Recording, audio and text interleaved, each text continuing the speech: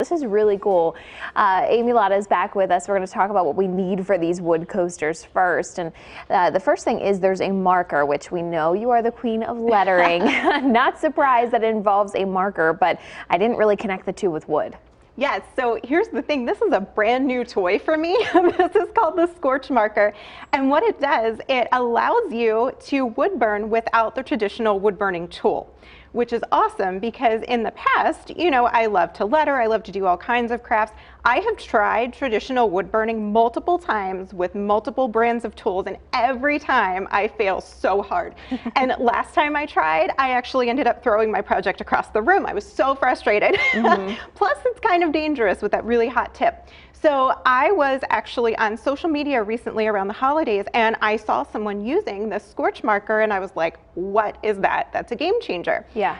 So all you need to do this project or any of these projects is the Scorch Marker, which runs about $16. You can get it individually or it comes in packs with the little wood rounds that you need and things like that, but it's about a $16 tool.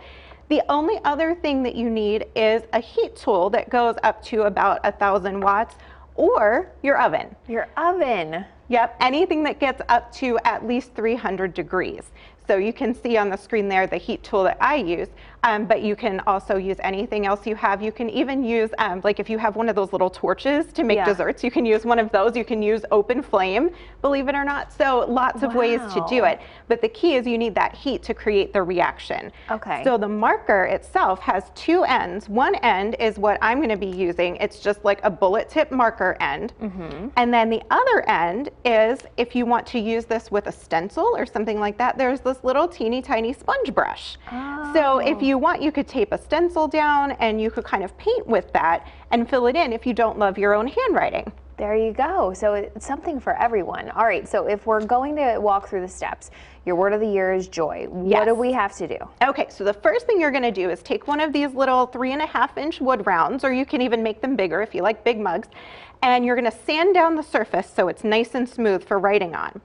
Then all you're going to do is take the bullet tip end of your marker and you're going to write your word. And like you said, mine is joy. I figure after everything that happened in 2020, I can use so much joy in my life in 2021. And I'm just going to do my faux calligraphy technique that I've done here on the show before. And you'll see that you can't really see the ink very well. It's sort of like a pinkish wet look when you first do this. Then when you apply the heat, what happens is there's a reaction with the chemical in the marker, and it actually causes what you drew to burn into the wood permanently.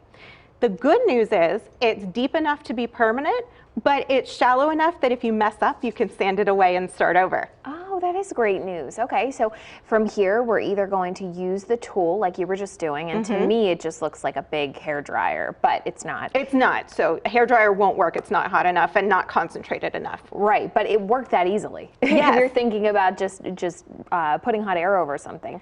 But if you have to put it in your oven, how long do these typically take? You know, because I have the heat tool, I haven't actually done it in my oven, but I would just keep an eye on it, and as soon as you see the color change, you can take it out. So just leave your oven light on and watch for it to turn dark brown.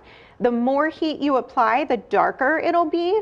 So you can see, like, I've got different ones here, and some of them, like the one that I was working on during commercial break, you can actually see where the change was happening. And you can see that where there was more heat, we have a darker finish. So you can do this on the coasters, you can do it on other shapes like this heart ornament that I had. And the great thing too is that because it's non-toxic, it's odor-free, even kids can do the drawing part. So you all know Noah from his baking segments, my son. He drew that little bee there that he named Jeff. And so we have this one that he made. And I did the heating process just to keep him safe. But kids can draw, they can stencil on him, they can create their word of the year too, or whatever they want to do. And then mom or dad just heat it up and it's wood burned. I love it. All right, so we've got our coaster all ready.